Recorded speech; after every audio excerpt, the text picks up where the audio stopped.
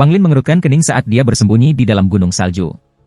Jika Sueyu hanya memiliki sebanyak ini, maka aliansi 4 sekte akan menang pasti, tapi dia masih merasakan rasa bahaya yang aneh ini. Dia merenung sebentar, kemudian matanya menyala sebagai akal ilahi mendeteksi roh bumi, tubuhnya mengeluarkan asap hitam, terbang ke arah ini dari Black Soul Sect. Di belakang roh bumi adalah pria muda dengan sikat, dengan santai mengejar di belakangnya. Setiap kali sikat di tangannya bergerak, roh bumi akan bergetar dan jumlah asap hitam di sekitarnya akan meningkat. Ketika Wang Lin melihat ini, dia tidak tahu harus berbuat apa. Setelah beberapa saat, dia membuat keputusan. Dia diam-diam meninggalkan gunung salju dan menyerbu menuju roh bumi menggunakan teknik melarikan diri bumi. Dia semakin dekat dan lebih dekat, 8.000 km, 7.000 km, 5.000 km, 3.000 km. Ketika dia berada 3.000 km jauhnya, tubuh Wang Lin tiba-tiba menghilang. Ketika dia muncul kembali, dia hanya berjarak 2.000 km. Dia segera memukul dahinya dan meludahkan segel hitam. Saat segel muncul, itu melepaskan niat membunuh yang kuat karena banyak fragmen jiwa muncul di sekitarnya juga. Wang Lin melemparkannya ke udara sampai menghilang dari pandangan. Pada saat yang sama, Wang Lin menarik napas dalam-dalam dan dengan cepat menggerakkan tangannya. Banyak pembatasan ditembak dari tangannya ke lingkungan. Dia kemudian mengeluarkan bendera pembatasan dan mengguncangnya. Bendera menutupi darah itu dengan kabut hitam, tetapi kemudian dengan cepat menghilang. Saat dia selesai melakukan semua ini, roh bumi tiba. Roh bumi berantakan sekarang. Ketika melihat Wang Lin, itu tidak memperhatikannya. Meskipun saat ini sangat lemah, dengan kultivasi formasi jiwa tahap akhir, ia masih bisa membunuh kultivator Naschen Soul tahap akhir sesuka hati. Dalam pandangannya, Wang Lin tidak memenuhi syarat untuk membuatnya berhati-hati. Begitu tiba, ia melambaikan tangannya dan gelombang kekuatan bumi yang dibebankan pada Wang Lin. Saat kekuatan itu menyentuhnya, dia merasakan manis di tenggorokannya saat dia mengeluarkan darah. Jiwa yang baru lahir di tubuhnya bergetar dan hampir pingsan.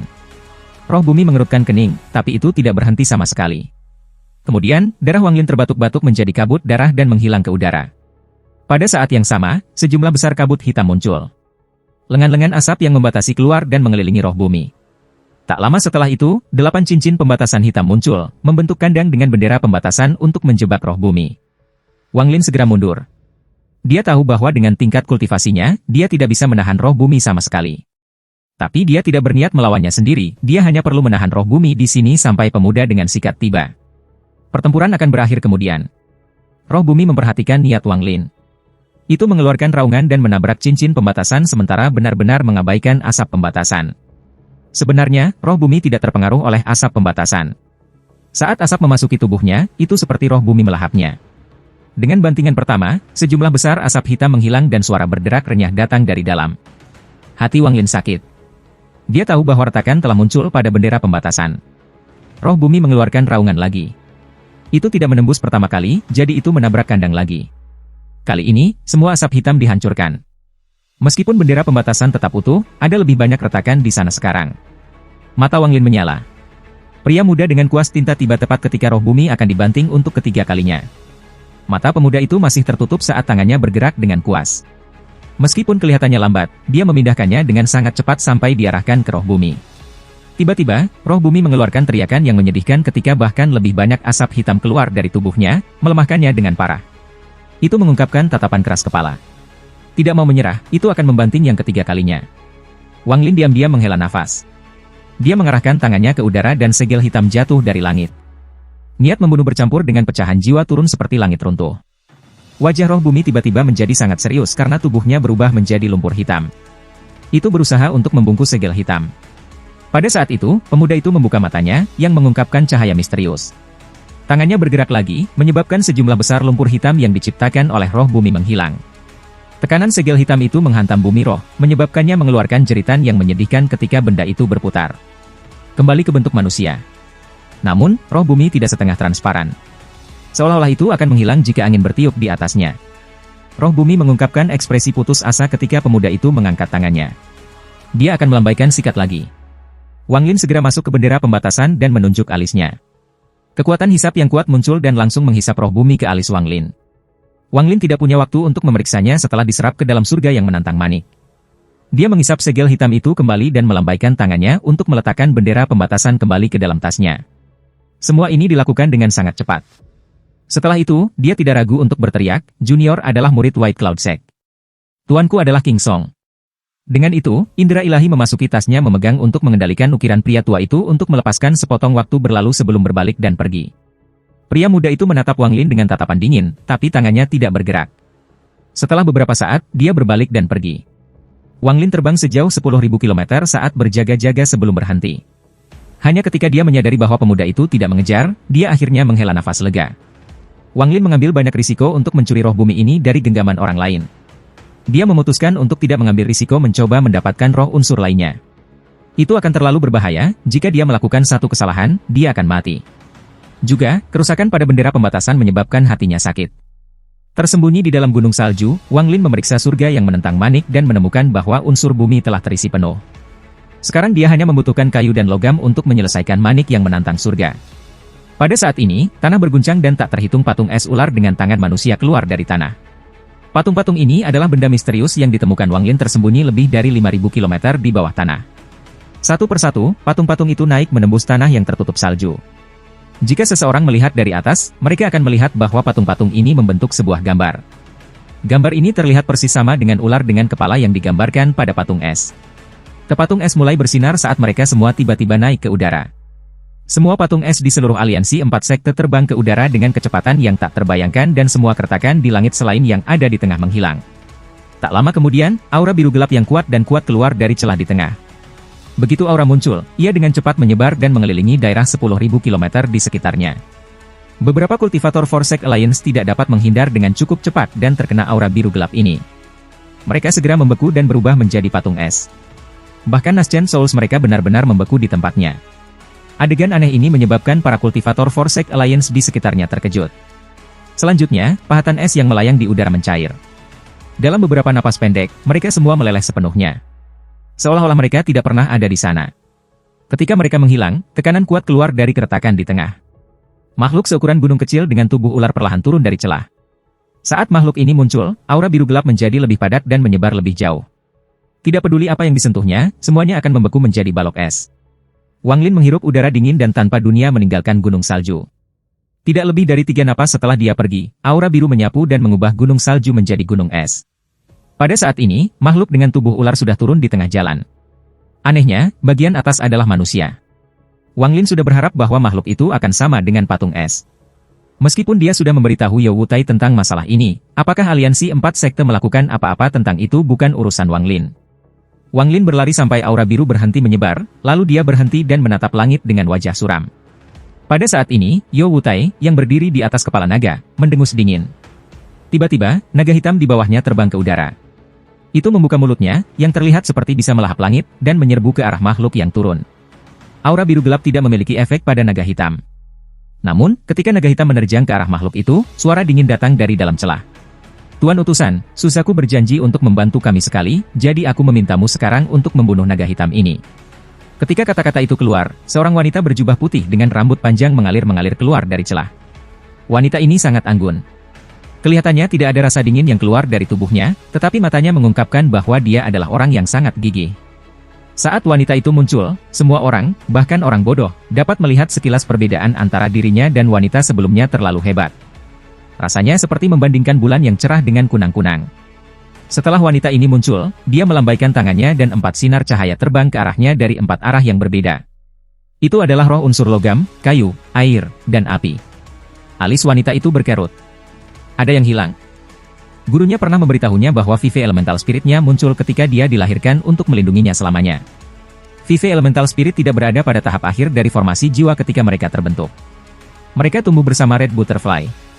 Setiap kali dia membuat terobosan, Vive Elemental Spirit juga melakukannya. Semakin kuat Butterfly Red, semakin kuat Vive Elemental Spirit itu. Adapun di mana Vive Spirit Elemental datang dari, tidak ada yang tahu. Pada akhirnya, Master Red Butterfly mengorbankan kultivasinya untuk mendapatkan petunjuk. Red Butterfly memiliki tubuh Vive Elemental Spirit. Dalam hidupnya, dia hanya akan memiliki satu percobaan. Begitu dia melewati cobaan itu, dia akan mendapatkan tubuh 5 Elemental Spirit yang benar dan tidak akan pernah mengalami hambatan. Namun, meskipun tuannya telah menggunakan kultivasinya sebagai harga, dia masih tidak bisa perkirakan akan seperti apa persidangannya. Setelah beberapa saat, itu agak disingkirkan, tetapi ada bagian kecil dari hati semua orang yang menunggu persidangan itu.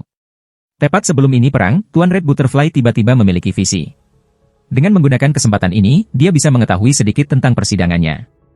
Itulah sebabnya sebelum perang, dia mengatakan kepada Red Butterfly untuk menyerahkan Vive Elemental Spirit-nya kepada saudara magang seniornya sehingga seniornya dapat pimpin Sueyu ke pertempuran melawan aliansi 4 sekte.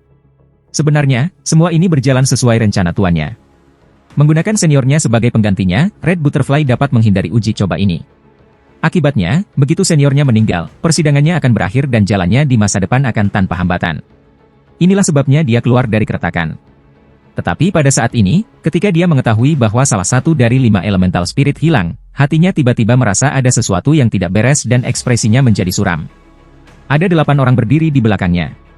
Di antara 8 orang, 7 dari mereka berpakaian sama. Ada pria dan wanita di antara ketujuh, dan mereka semua sangat tua karena mereka adalah 7 tetua Sueyu.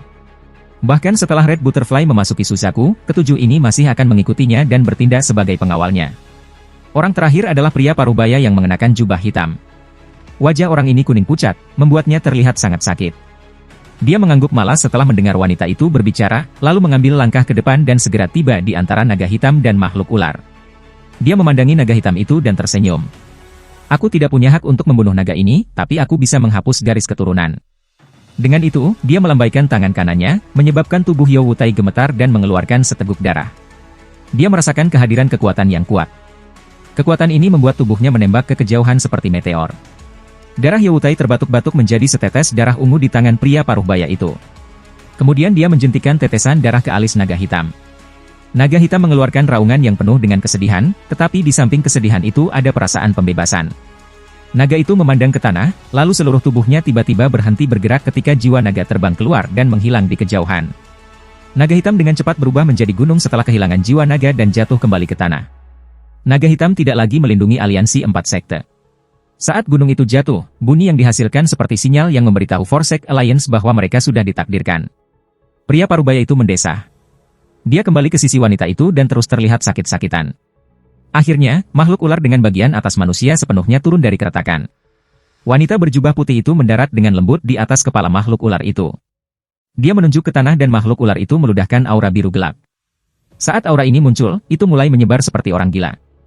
Tidak peduli siapa itu, jika mereka menyentuh aura ini mereka hanya akan berjuang sedikit sebelum berubah menjadi patung es. Kultivator formasi jiwa tidak terkecuali. Wang Lin menatap pemandangan di depannya. Kulit kepalanya mati rasa. Meskipun dia sangat jauh dari wanita itu, kecepatan aura biru gelap terlalu besar. Tanpa sepatah kata pun, dia mengenakan topi jerami dan melarikan diri. Dia menggunakan kecepatan penuh untuk melarikan diri dari aura biru gelap. Tujuannya adalah tempat Yo Wutai dilemparkan. Saat aura biru gelap menyebar, seluruh aliansi 4 sekte berubah menjadi dunia es. Kultivator aliansi 4 sekte terbang keluar dari sekte mereka dengan ekspresi marah di wajah mereka. Setelah melirik ke rumah mereka, mereka semua mencoba untuk pergi. Tapi bagaimana mungkin para kultivator Sueyu membiarkan mereka pergi begitu saja? Wang Lin sangat cepat. Dia tahu apa hasilnya akan menjadi saat pria paruhbaya yang sakit bertindak. Sueyu akan memotong akarnya kali ini, jadi akan sangat sulit bagi para kultivator aliansi 4 sekte untuk melarikan diri. Wang Lin menarik napas dalam-dalam. Dia tidak lagi memikirkan hal ini. Sebaliknya, dia berubah menjadi ilusi saat dia terbang lebih cepat. Dia tidak berani berhenti karena aura biru gelap itu sangat menakutkan. Segala sesuatu yang disentuh aura berubah menjadi es. Wang Lin tidak percaya dia akan bertahan hidup dengan mengandalkan keberuntungan. Tak lama kemudian, perasaan ilahinya memperhatikan bahwa 1000 km jauhnya, ada lubang di gunung salju. Disitulah Yo Wutai mendarat. Tubuh Wang Lin menghilang. Ketika dia muncul kembali, dia sudah berada di gunung salju. Dia tidak ragu sama sekali saat memasuki lubang. Saat dia masuk, dia melihat Yo Wutai. Yo Wutai tidak mati, dia hanya pingsan. Wang Lin dengan cepat mengambil tas memegang dan pergi Yo Wutai. Dia tidak berani berlama-lama. Hampir tepat pada saat dia meninggalkan gunung salju, aura biru gelap tiba. Seluruh gunung salju berubah menjadi gunung es. Saat Wang Lin terbang di langit, ia menggunakan indera ilahi yang kuat untuk menghapus indera ilahi Yo Wutai dari kantong penahanan. Dia tersenyum ketika menemukan Rain Cauldron di dalamnya. Saat dia meletakkan tas itu, ekspresinya tiba-tiba berubah. Dia melihat menara es dengan lebih dari 80 lantai muncul di depannya. Seorang wanita tua keluar dari situ. Dia melirik Wang Lin dengan dingin dan mengangkat tangan kanannya. Wang Lin dengan cepat mundur dan menunjuk alisnya. Anggota inti keluarga Teng yang berubah menjadi setan olehnya terbang keluar. Begitu setan ini muncul, mereka melompat ke wanita tua itu. Wanita tua itu menunjukkan ekspresi jijik saat menjentikkan jarinya. Setan dengan cepat dikelilingi oleh es biru. Wang Lin mengepalkan giginya dan berpikir, ledakan. Meledak. Meledak. Tiba-tiba, iblis meledak di dalam es biru dan berubah menjadi awan asap hitam. Tubuh Wang Lin tidak pernah berhenti. Dia menggunakan asap hitam untuk menghilang dari pandangan. Ketika dia muncul kembali, dia sudah lebih dari 1000 kilometer jauhnya. Dia dengan cepat mulai berlari lagi. Pada saat yang sama, tangan kanannya menunjuk alisnya sekali lagi. Kali ini, dia memerintahkan setiap iblis selain Suligo untuk meledak. Hanya setelah beberapa detik melarikan diri, Wang Lin merasa bahwa beberapa iblis sudah meledak. Meskipun asap sekarang lebih tebal, perasaan jarum di belakang ini masih ada di sana. Kamu tidak akan bisa melarikan diri. Suara suram wanita tua itu datang dari belakangnya. Menara S80 plus lantai keluar dari asap hitam dengan wanita tua duduk di atas. Ekspresi wajahnya gelap. Wang Lin tidak berbalik. Dia menampar tasnya memegang dan awan asap hitam muncul. Asap hitam mengembun menjadi boneka Nas Chen Soul. Wang Lin tiba-tiba berbalik saat tangannya membentuk segel dan kilat merah keluar dari matanya. Petir merah memasuki boneka itu ketika dia berteriak, "Pergi!" Tiba-tiba, boneka itu menyerang wanita tua itu seolah-olah itu gila. Wanita tua itu berdiri diam di puncak menara es. Ekspresi jijik di matanya menjadi lebih kuat. Dia mengulurkan tangan dan meraih. Tiba-tiba, es dan salju di tanah terbang dan menghalangi boneka itu. Ketika Wang Lin melarikan diri, matanya menjadi dingin ketika dia berpikir, meledak. Kilatan merah muncul di mata boneka itu. Ketika es dan salju mendekat, es itu meledak. Ledakan boneka Nas Chen Soul dengan kekuatan penuh sangat menakutkan. Di bawah kendali boneka itu, energi ledakan itu tidak menyebar ke segala arah. Sebaliknya, itu diarahkan pada wanita tua itu. Pada saat yang sama, di tengah ledakan, sambaran petir merah dibebankan ke wanita tua itu. Petir merah ini adalah Jiream Wang Lin. Meskipun pengaruhnya pada pembentuk formasi jiwa tidak besar, itu masih cukup untuk mengejutkan kesadaran mereka. Wanita tua itu tidak terlalu peduli dengan petir merah, tetapi dia sedikit cemberut pada ledakan boneka Nas Chen Soul. Dia meletakkan tangannya di menara es, membuat sinar cahaya putih keluar dari semua jendela. Sinar cahaya putih ini mengembun di sekitar wanita tua itu, membentuk perisai es setebal 10 kaki. Namun, wanita tua itu tidak akan pernah berpikir bahwa kilat merah hanya akan pergi melalui perisai es seolah-olah itu bahkan tidak ada di sana. Ekspresinya berubah ketika dia menggerakkan tangannya untuk memblokirnya, tetapi kilatan merah tiba-tiba masuk ke tubuhnya melalui lengannya. Kilatan merah menerpa langsung melalui tubuhnya dan ke dalam kesadarannya, menyebabkan penglihatannya menjadi kabur. Ini hanya berlangsung selama beberapa saat sebelum dia kembali normal, tapi sekarang ada sedikit ketakutan di matanya. Sepotong kebingungan ini menyebabkan perisai es di sekitarnya melemah.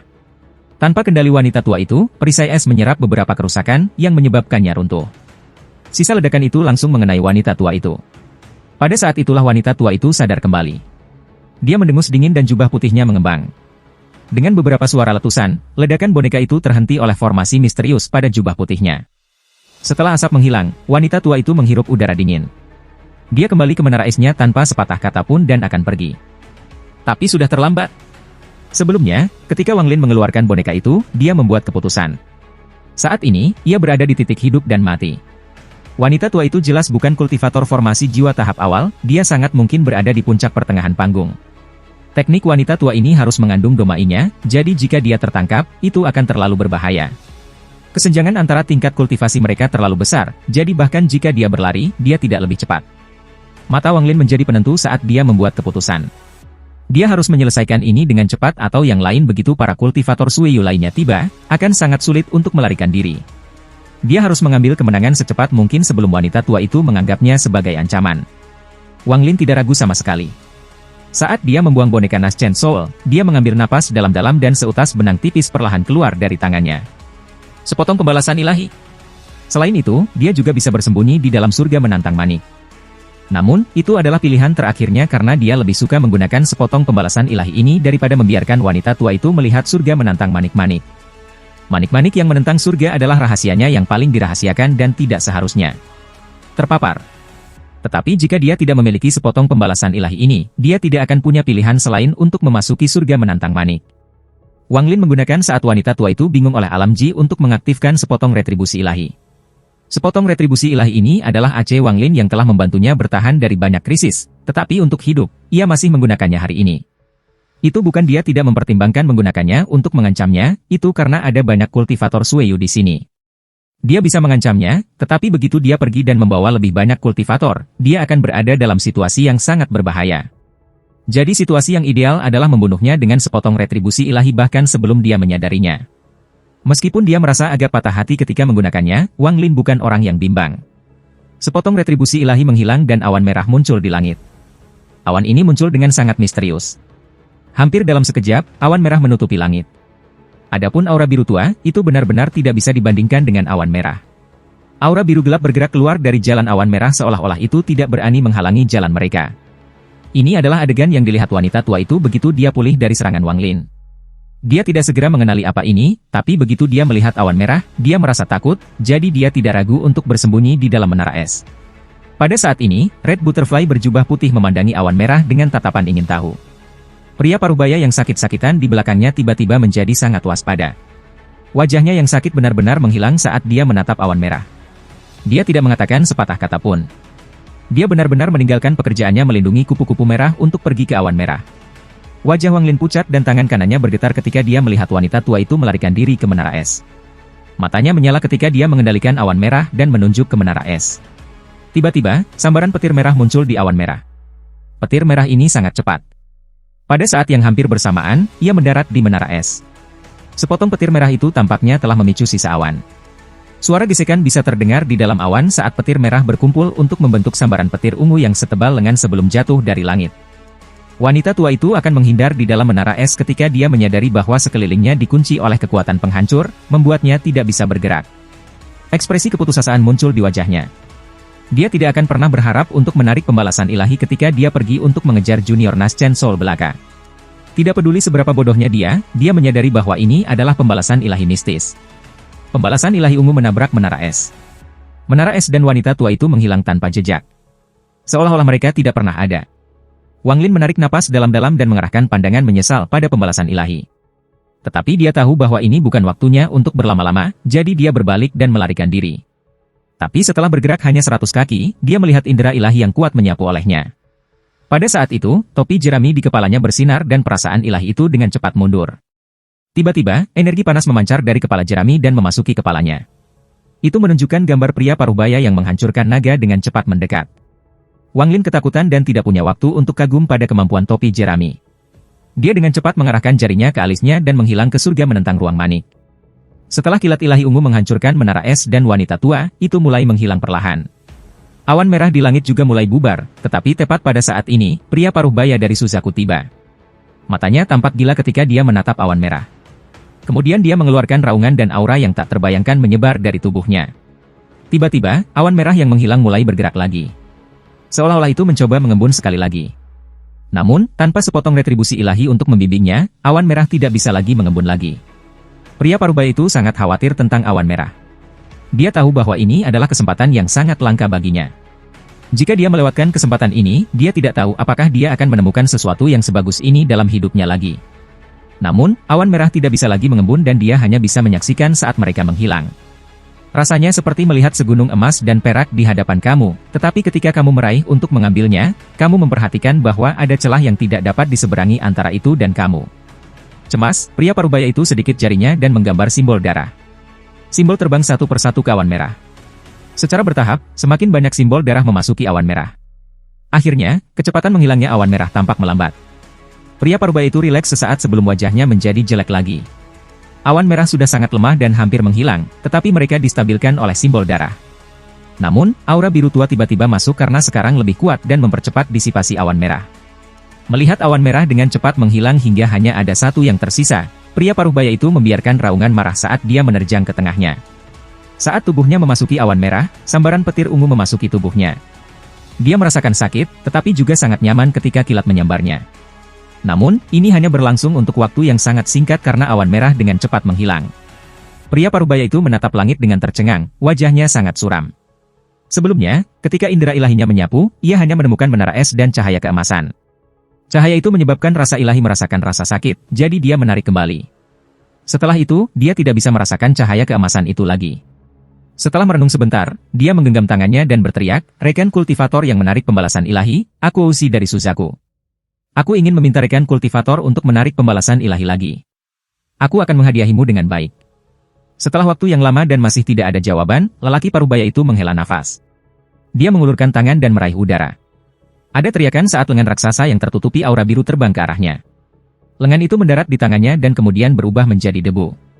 Makhluk ular hanya memiliki satu lengan yang tersisa. Ekspresi Red Butterfly tenang, tetapi ada jejak kemarahan yang tersembunyi. Pria paruh baya itu mendengus dingin dan perlahan berkata, jika bukan karena binatang sialan ini menghancurkan keberuntunganku, maka aku akan bisa menyelesaikan teknikku hari ini. Aku sudah sangat murah hati hanya dengan satu tangan. Red Butterfly, ingat ini dengan baik. Red Butterfly tidak berbicara. 7 di belakangnya hanya berani untuk diam-diam marah. Mereka tidak mengucapkan sepatah kata pun. Pria paruh baya bergerak. Ketika dia muncul kembali, dia berada di belakang Red Butterfly. Dia sekali lagi tampak sangat sakit. Hampir semua kultivator aliansi 4 sekte meninggal pada tahun setelah pertempuran. Hanya beberapa yang cukup beruntung untuk tetap bersembunyi di Sueyu yang baru. Waktu perlahan berlalu. Setelah tinggal di sini selama 1 tahun, kupu-kupu merah mengikuti lelaki paruh baya itu ke Suzaku. Adapun kuali hujan, tidak peduli berapa banyak kultivator dari Sueyu mencari, mereka tidak dapat menemukannya. Mereka percaya bahwa itu ada di tangan para kultivator aliansi 4 sekte yang masih hidup. Setelah Sueyu mengambil alih negara, sejumlah besar manusia dari Sueyu asli bermigrasi. Salju terus turun, menyebabkan Sueyu yang baru menjadi selamanya dingin. Satu persatu, menara es unik untuk Sueyu muncul.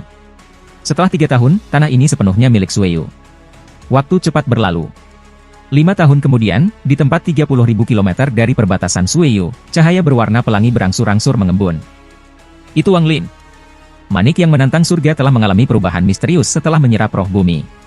Sebelumnya, mustahil baginya untuk tinggal di dalam selama 5 tahun. Tapi setelah elemen bumi selesai, jumlah waktu yang bisa dihabiskan Wang Lin jauh lebih lama dari sebelumnya. Perubahan besar adalah bahwa surga yang menentang ruang sekarang memiliki energi spiritual di dalamnya. Tidak ada di sana sebelumnya.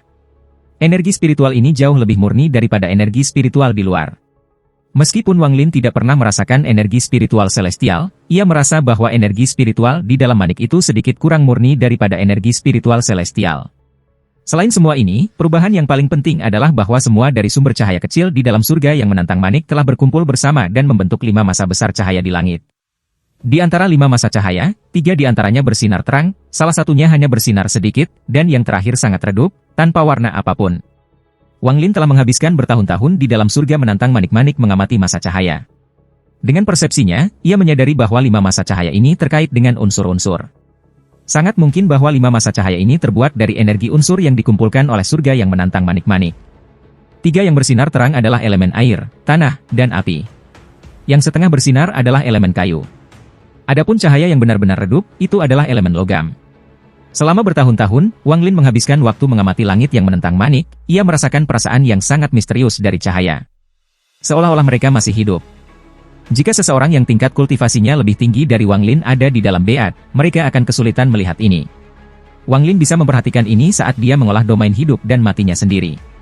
Pada saat pencerahan, ia dapat mendeteksi kehidupan di dalam masa cahaya. Penemuan ini tiba-tiba meningkatkan minatnya pada masa cahaya. Si Tunan pernah berkata bahwa kemunculan manik menantang surga menyebabkan semua kultivator top di Suzaku dan bahkan kultivator dari planet lain untuk datang dan berjuang untuk itu. Setelah kehilangan tubuhnya, jiwa Naschennya melarikan diri ke surga menantang manik-manik dan hampir tidak selamat. Setelah serangkaian peristiwa, ia dapat melarikan diri dari para kultivator itu. Setelah bertahun-tahun, manik itu berakhir di dalam perut seekor burung dan kemudian ditemukan oleh Wang Lin. Wang Lin telah memiliki surga yang menentang manik selama lebih dari 400 tahun, tetapi ia masih belum berhasil mencari tahu fungsi sebenarnya. Dalam pandangannya, manik ini hanya dapat mengubah waktu hingga tingkat tertentu dan dapat mengubah air normal menjadi satu dengan energi spiritual. Kemampuan ini sangat berguna bagi para kultivator di bawah tahap formasi jiwa, tetapi mereka tidak semua berguna bagi formasi jiwa dan di atas para kultivator. Bagaimanapun, bagi para kultivator yang melewati tahap formasi jiwa, energi spiritual dalam dunia fana tidak lagi cukup murni untuk diolah. Hanya energi spiritual celestial yang dapat digunakan, jadi energi spiritual dari dunia fana ini benar-benar tidak menarik bagi mereka. Membuat air dengan energi spiritual dan mengubah waktu agak berguna, tetapi hanya dengan kemampuan ini, tampaknya tidak tepat bagi para kultivator top Suzaku dan planet-planet lain untuk datang dan bertarung demi beat. Wang Lin percaya bahwa manik yang menentang surga ini pasti harus memiliki kegunaan lain. Mengapa lagi semua kultivator kuat itu memperdebatkannya? Si Tunan telah mengatakan sebelumnya bahwa setelah bertahun-tahun belajar, dia percaya bahwa surga yang menentang manik hanya akan menunjukkan sifat aslinya setelah kelima elemen selesai. Mungkin pada titik itu, ia akhirnya akan mengungkapkan sedikit kekuatannya. Ketertarikan Wang Lin terhadap kekuatan sejati surga yang menantang manik-manik tidak hanya tidak berkurang seiring waktu, tetapi ia menjadi semakin tertarik. Dia bahkan punya harapan bahwa 5 masa cahaya akan menjadi seperti 5 roh unsur yang dimiliki wanita berjubah putih. Tentu saja, ini semua hanya spekulasi. Wang Lin berdiri di Sueyu yang baru dan menghela nafas. Selain mempelajari 5 masa cahaya, sisa waktunya dihabiskan untuk mengolah wilayah hidup dan mati. Dia telah menghabiskan lebih dari 10 tahun di dalam surga menentang manik, tetapi untuk beberapa alasan, ketika dia sedang mengolah kehidupan dan kematiannya, waktu yang mengubah kekuatan surga yang menentang ruang telah hilang penggunaannya. 5 tahun telah berlalu di luar. Tidak peduli berapa banyak waktu akan berlalu di dalam manik, itu masih 5 tahun kedomainnya. Poin ini sangat membingungkan Wang Lin. Pada saat ini, Wang Lin merasakan tingkat kultivasinya sendiri. Dia hanya perlu mengolah domainnya selama 4 tahun lagi sebelum akhirnya mencapai tahap formasi jiwa. Wang Lin percaya bahwa begitu dia mencapai tahap formasi jiwa, jika dia harus memenuhi formasi jiwa tahap pertengahan itu wanita tua, dia akan dapat melakukan perlawanan bahkan tanpa pembalasan ilahi. Wang Lin terpaksa meninggalkan surga menantang ruang manik. Bahkan dengan semua perubahan, 5 tahun adalah batasnya. Untuk sementara, Wang Lin tidak akan bisa tinggal di dalam selama itu. Wang Lin menghela nafas. Alih-alih terbang, dia perlahan berjalan ke depan. Dia meletakkan topi jerami dan perlahan-lahan berjalan di lapangan es. Salju mengamuk dan udara dingin mencoba menyerang tubuhnya setiap kali dia menarik napas dalam-dalam. Setelah sekian lama, ia melihat sebuah kota es di kejauhan. Di pusat kota ada menara es 30 plus lantai dengan manik-manik yang memancarkan cahaya misterius. Tanah di bawah kakinya sekarang milik Sueyu yang baru, jadi dia benar-benar tidak punya hak untuk campur tangan dalam masalah ini.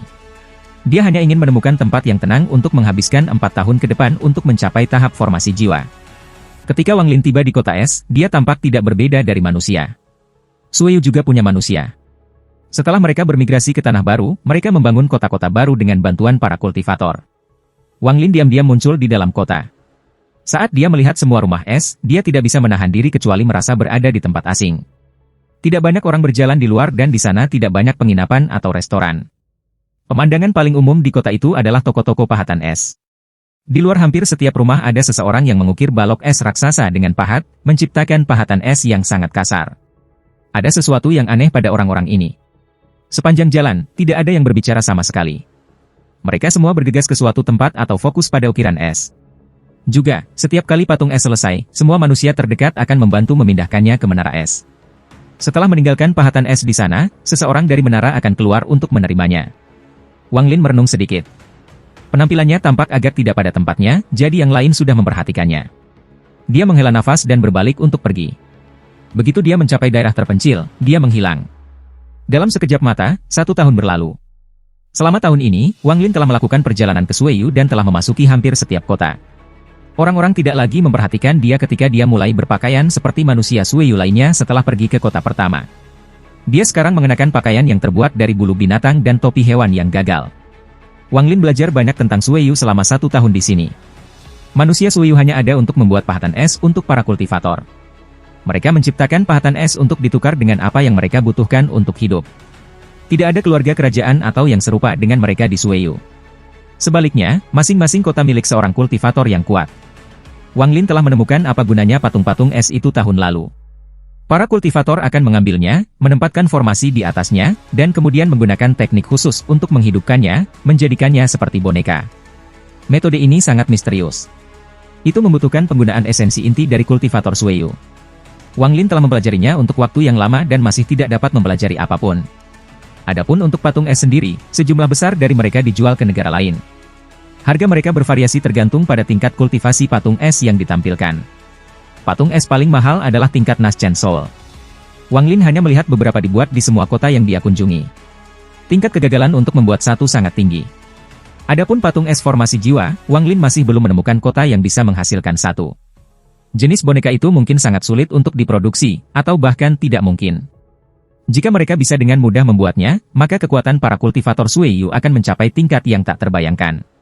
Pada tahun ini, Wang Lin telah menyaksikan 3 kesempatan di mana sejumlah besar patung es dibeli oleh negara peringkat 4 lainnya. Patung es ini diperlukan sejumlah besar bahan untuk dibuat, tetapi mereka adalah dasar dari infrastruktur Sueyu, jadi tidak ada biaya yang dihemat. Selain semua ini, ada sejumlah besar manusia mulai menambang di Venaroh di tanah ini. Itu bisa dikatakan bahwa manusia adalah budak karena semua yang mereka lakukan adalah untuk melayani para kultivator. Yang paling membingungkan Wang Lin adalah bahwa manusia merasa bangga melakukan ini, mereka tidak menolak jenis perawatan ini. Bahkan jika mereka terlalu banyak bekerja, tidak ada keluhan. Wang Lin sampai pada kesimpulan setelah menghabiskan 1 tahun di sini, Sueyu adalah negara yang sangat aneh.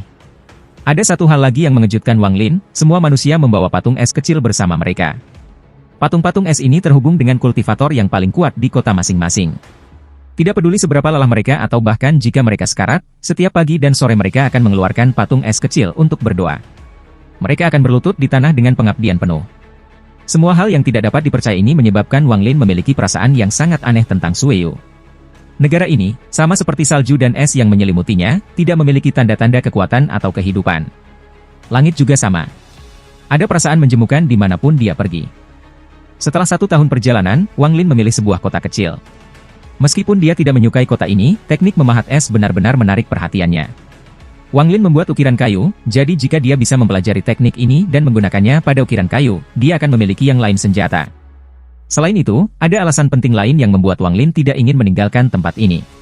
Manusia di sini tidak memiliki kehidupan di dalamnya, yang merupakan hal yang sangat aneh. Wang Lin percaya bahwa ia akan mendapatkan pemahaman yang lebih baik tentang kematian di sini. Wang Lin menetap di sebuah kota kecil dekat perbatasan utara Sueyu. Tidak banyak orang di kota ini dan kultivator yang mengendalikannya berada pada tahap akhir formasi inti. Kultivator ini menghilang tanpa jejak 2 malam setelah Wang Lin tiba.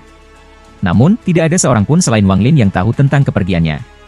Pada hari ketiga, Wang Lin menyamar sebagai orang ini dan berjalan keluar dari menara es yang hanya memiliki 11 lantai. Awalnya, dengan tingkat kultivator ini, ia tidak akan memiliki hak untuk memiliki menara es, tetapi pamannya memiliki kekuatan di Sueyu, jadi dia ditugaskan di kota kecil ini dan menara es. Melalui ingatan orang ini, Wang Lin mengetahui bahwa jenius Sueyu bernama Red Butterfly dan bahwa dia telah pergi bersama seorang kultivator Suzaku beberapa tahun yang lalu. Seiring dengan 7 tetua yang pergi, 13 lebih banyak penanam yang bahkan lebih tua dari tetua telah pergi juga. Mereka pergi ke Suzaku untuk menerima upacara pemberdayaan. Permintaan Red Butterfly untuk bergabung dengan Suzaku adalah menjadikan Sueyu sebagai negara kultivasi peringkat 5 dan memberi mereka rumah baru. Permintaan kedua telah selesai. Sekarang hanya ada yang pertama yang tersisa. Semua kultivator di Sueyu tahu sedikit tentang ini, tetapi karena paman kultivator ini, ia tahu lebih dari biasanya. Agar negara kultivasi peringkat 4 naik ke peringkat 5, seorang kultivator di negara itu harus mencapai tahap transformasi jiwa. Upacara pemberdayaan adalah teknik yang sangat kuat dan menantang surga. Semua orang hanya memiliki satu kesempatan untuk itu dengan peluang gagal yang sangat tinggi. Namun, jika itu berhasil, maka orang itu akan mencapai tahap transformasi jiwa. Satu-satunya downside adalah bahwa tidak peduli berapa banyak kehidupan yang dimiliki orang itu, mereka hanya akan memiliki 100 tahun untuk hidup. Juga, level kultivasi orang itu akan selamanya terhenti pada tahap awal transformasi jiwa. Tidak ada cara untuk mengubah ini. Mereka hanya akan memiliki 100 tahun untuk hidup, dan sekali itu berlalu, mereka akan mati. Akibatnya, ini juga merupakan kesempatan bagi mereka yang terjebak pada tahap akhir formasi jiwa. Bagaimanapun, mereka tidak memiliki banyak kehidupan yang tersisa, jadi itu layak dicoba. Selama salah satu dari 13 orang berhasil, Suzaku akan memberikan Sueyu hak istimewa dari negara kultivasi peringkat 5 selama 100 tahun. Selama 100 tahun itu, salah satu dari 7 tetua besar yang mengikuti Red Butterfly akan mencapai tahap transformasi jiwa, sehingga memperkuat posisi mereka sebagai negara kultivasi peringkat 5. Ini adalah sesuatu yang dijanjikan Suzaku kepada Red Butterfly. Keempat negara kultivasi peringkat 4 di sekitarnya telah menerima nasib mereka dan siap untuk menjadi subjek Sueyu. Ini adalah peraturan yang ditinggalkan oleh Serikat Kultivasi Alih-alih Suzaku. Negara manapun dapat memberontak, tetapi mereka tidak dapat mengubah apapun karena harga pemberontakan harus dihilangkan. Wang Lin berjalan keluar dari menara es dan melihat 2 kultivator yayasan pembentukan di luar. Satu adalah pria dan wanita lainnya. Saat mereka melihat Wang Lin, mereka berlutut dan memberi hormat kepada gurunya. Wang Lin mengangguk dalam hati. Wang Lin tahu bahwa orang ini memiliki 3 murid dan bahwa ini kecil kecantikan adalah yang termuda. Dia juga yang paling manja dan memiliki hubungan rahasia dengan kultivator Wang Lin yang disamarkan sebagai. Hal seperti ini sangat jarang terjadi antara tuan dan murid di negara kultivasi lainnya. Bahkan jika itu terjadi, itu akan menjadi rahasia yang dirahasiakan. Tapi di negara yang luar biasa ini, itu adalah hal yang sangat umum. Menurut ingatan kultivator ini, ada banyak kultivator lain di Sueyu yang memiliki hubungan dengan murid-murid mereka. Jenis hal ini telah menjadi sangat umum sehingga tidak ada yang memandang rendah orang-orang yang melakukannya. Kultivator ini bahkan pernah mengeluh bahwa jika kupu-kupu merah tidak begitu diberkati oleh surga, dia harus melayani tuannya juga. Wang Lin hanya bisa tersenyum pahit pada masalah ini. Itu menyebabkan pendapatnya tentang Sueyu menjadi lebih buruk. Adapun murid laki-laki, meskipun dia tampak tua, dia adalah yang tertua kedua. Dia menunjukkan rasa hormat kepada tuannya di permukaan, tetapi dia benar-benar membenci hubungan tuannya dengan saudara magang juniornya. Wang Lin memperoleh semua informasi ini dari kultivator formasi inti, yang awalnya berencana mengirim pria ini murid jadi dia tidak akan merusak pemandangan seperti itu. Dengan tangan di belakang punggungnya dan suara yang sangat netral, Wang Lin perlahan bertanya, apakah ada embrio es baru yang tiba? Embrio es adalah apa yang oleh para kultivator Sueyu disebut pahatan es. Murid kedua dengan cepat menjawab, Tuan, 2 dari mereka baru saja tiba. Wang Lin dengan lembut mengangguk dan berkata, bawa mereka keluar dan biarkan aku melihat apakah kalian berdua telah meningkatkan teknik kamu. Wang Lin memperoleh sangat deskripsi rinci tentang metode dari ingatan kultivator. Dari sudut pandangnya, teknik ini terkait dengan inti kultivator Sueyu dan sangat rumit. Selain energi spiritual, kultivator Sueyu juga menyerap energi dingin dari salju ketika mereka berkultivasi. Energi dingin ini adalah sesuatu yang harus mereka serap karena memungkinkan mereka meninggalkan tubuh mereka untuk membentuk raksasa es ketika mereka mencapai tahap Naschen Soul. Namun, teknik ini memiliki level dan tidak mudah diperoleh. Kultivator Wang Lin yang ditangkap hanya memiliki 4 tingkat pertama, dan itu hanya karena ia telah mempelajarinya secara diam-diam. Murid kedua dengan cepat mengangguk dan mengeluarkan patung es setinggi 3 kaki dari tas pegangnya. Kedua patung itu adalah makhluk dengan tubuh burung dan kepala manusia. Itu terlihat sangat ganas. Setelah setahun bepergian, Wang Lin tahu bahwa ini adalah patung es dari salah satu makhluk pelindung Sueyu, peri salju. Murid kedua fokus tatapannya dan berkultivasi sebentar. Kemudian tangan kirinya membentuk banyak segel sampai bola darah hitam terbentuk. Dia menunjuk bola darah dan memutuskan sepotong itu. Dia kemudian mendorong sliver ke dalam pahatan es. Tiba-tiba, asap hitam memuntahkan dari jarinya dan memasuki pahatan es, menciptakan tanda yang terlihat seperti urat nadi. Murid kedua dahi dipenuhi keringat. Dia mengambil napas dalam-dalam, mengambil sepotong darah lagi, dan mendorongnya ke patung es. Tiba-tiba, nadi kedua muncul di patung es. Pada titik ini, bola darah di tangan murid kedua menghilang tanpa suara. Wajahnya pucat saat dia dengan cepat duduk untuk berkultivasi. Ekspresi Wang Lin tenang, tapi dia diam-diam berhasil mengetahui lebih banyak tentang teknik itu. Menurut ingatan kultivator, persyaratan untuk menyelesaikan langkah pertama adalah menempatkan 9 pembuluh darah di peri salju. Saat dia memikirkan ini, murid perempuan berjalan mendekatinya. Dia menatapnya dengan mata yang cantik dan berbisik, Guru, kamu belum menjawab pertanyaan aku beberapa hari yang lalu, jadi kultivasi murid mengalami masalah. Tolong datang dan ajari aku malam ini. Wang Lin masih mempertimbangkan pembuluh darah, jadi dia dengan santai mengangguk dan berkata, bicaralah, masalah apa? Murid perempuan itu tiba-tiba terkejut dan melihat sekeliling. Wajahnya menjadi merah ketika dia dengan apik bertanya, bicara di sini? Wang Lin mengangguk, tapi dia tiba-tiba teringat sesuatu dari ingatan para kultivator, ada arti lain dari pertanyaan murid ini. Berpikir tentang ini, Wang Lin hendak berbicara, tetapi wajah murid perempuan itu menjadi lebih merah dan pakaiannya tiba-tiba jatuh, mengungkapkan setengah dari tubuhnya. Alis Wang Lin berkerut. Dia melambaikan lengan bajunya dan pakaian wanita itu kembali ke tubuhnya. Dia kemudian menatapnya dengan tatapan yang sangat dingin. Murid perempuan itu merasakan tekanan dingin di sekitarnya. Ekspresinya segera berubah dan dia berlutut di tanah karena ketakutan. Setelah sekian lama, dia berdiri dengan hati-hati. Dia sangat takut karena dia tidak tahu apa yang telah dia lakukan untuk membuat marah tuannya. Pada saat ini, murid kedua selesai berkultivasi. Dia melihat murid perempuan itu tetapi tidak mengatakan apa-apa. Tangannya bergerak lagi untuk membentuk bola darah lagi dan mulai membentuk pembuluh darah sekali lagi. Murid kedua telah mengambil beberapa jam untuk menyelesaikan 9 pembuluh darah. Sebagian besar waktu ini dihabiskan berkultivasi untuk menyesuaikan tubuhnya. Jelaslah bahwa memproduksi patung es ini merugikannya. Ketika patung es selesai, murid kedua mengambil napas dalam-dalam, berlutut di depan patung es, dan mulai menggumamkan doa. Kemudian dia berdiri, mengepalkan giginya, dan menunjuk ke titik pengumpulan 9 pembuluh darah. Setelah ledakan, murid kedua itu batuk darah dan dikirim terbang lebih dari 10 kaki jauhnya. Adapun patung es, 9 pembuluh darah bergerak seperti ular. Kemudian 2 pembuluh darah menyentuh dan patung es itu meledak menjadi potongan-potongan es. Wajah murid kedua itu pucat dan dia dengan malu-malu berkata, murid telah gagal lagi. Wang Lin tidak peduli dengan murid itu tetapi menatap patung es. Dia mencari kenangan kultivator untuk bagian penting dari pembuatan patung es. Tepat pada saat ini, Wang Lin memperhatikan sesuatu. Dia mendongak dan melihat pedang dengan cepat terbang ke arah ini.